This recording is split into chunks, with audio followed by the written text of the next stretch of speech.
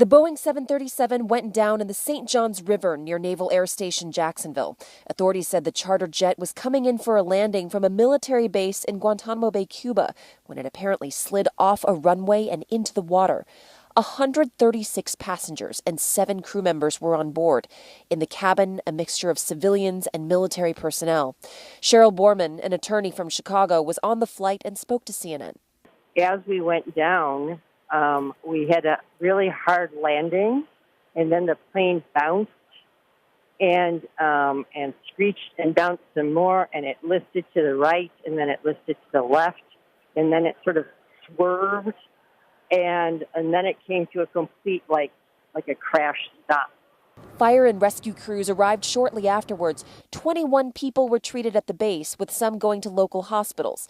There were no critical injuries or fatalities. I hit my head on the plastic tray that is in the seat in front of you. I'm not injured, thankfully, just a little bump on the head. Borman said she and other passengers climbed onto the wings of the plane and described a chaotic scene. We were in water. We couldn't tell where we were, whether it was a river or an ocean. There was rain coming down. There was lightning and thunder. And we stood on that wing for a significant period of time. The rescue folks came. Eventually, somebody inflated a life raft that had been on the plane, and we began climbing into it. It's unclear if severe weather played a role in the crash. There was a tropical disturbance in the area Friday night. I think it is a miracle.